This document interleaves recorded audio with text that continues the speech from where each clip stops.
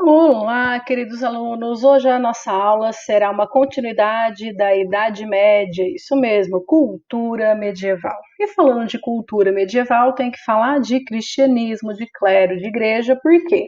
Porque tanto na alta quanto na baixa Idade Média, a característica mais importante é a religiosidade, é o teocentrismo. Isso mesmo, ele é a base dessa cultura medieval, seja alta ou baixa Idade Média, tá? E o que significa isso? Que a fé, que Deus é a base, é o centro. As explicações partem de Deus, os ensinamentos saem da fé. Então a igreja, que falava em nome da fé, ela monopolizava o conhecimento medieval. Isso mesmo. Então, se você queria ler alguma coisa, por exemplo, tinha que procurar a igreja, porque era ela que tinha as bibliotecas medievais. Os nobres até tinham, mas de livros normalmente feitos cópia através dos monges copistas, que existem, né, desde a época do Renascimento carolíngio em larga escala. Então era a igreja que reproduzia. Então, se ela reproduzia o livro, ela monopolizava a informação, né? Jornal esquece, prensa do Gutenberg só na Baixa Idade Média. Então, é o que tem mesmo para a Idade Média, tá?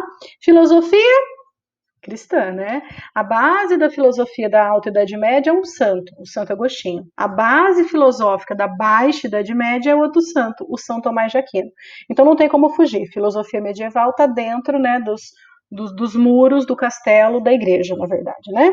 O que o Santo Agostinho dizia? Ele defendia lá no século IV e V, né, lá na formação da própria igreja cristã medieval, a teoria da predestinação. O que isso significa? Significa que é Deus que prevê, que imagina, que escolhe a função de cada um na terra. Inclusive tinha um bispo de Adalberão que dizia que o clero ora, os nobres defendem e os servos trabalham. Então esse pensamento do bispo de Adalberão, ele é uma frase que sintetiza essa teoria da predestinação do Santo Agostinho, dizendo que cada um tem sua função. Por quê? Porque o indivíduo ele não tem livre-arbítrio, né? Digamos que a teoria da predestinação ela é uma oposição a essa liberdade, liberdade iluminista, liberdade da religião protestante, mas o que a gente tem aqui não é nada disso. É uma teoria pré-determinada, é uma teoria já posta por Deus de que é assim que vai ser. Então tudo acontece na vida do indivíduo porque Deus quis, tá?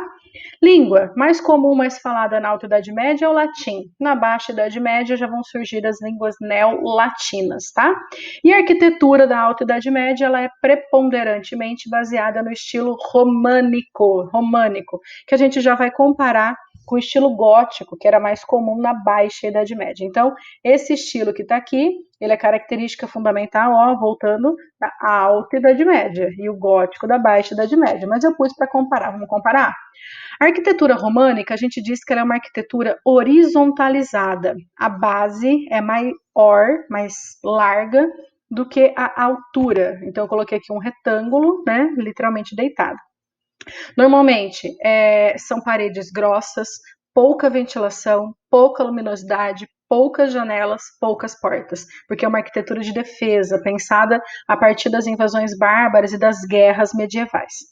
Já o estilo gótico na arquitetura, ele é de base menor do que a altura, então ele é verticalizado, tá?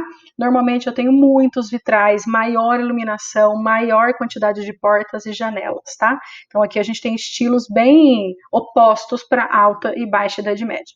Filosofia principal já é a filosofia tomista, a do São Tomás de Aquino, que criou a escolástica, tá, no século XIII. Por quê? Porque ele vai se basear, claro, partindo da fé, do teocentrismo, mas ele já vai tentar encontrar uma racionalidade para justificar a fé. Ele já foi um profundo leitor do Aristóteles, tá?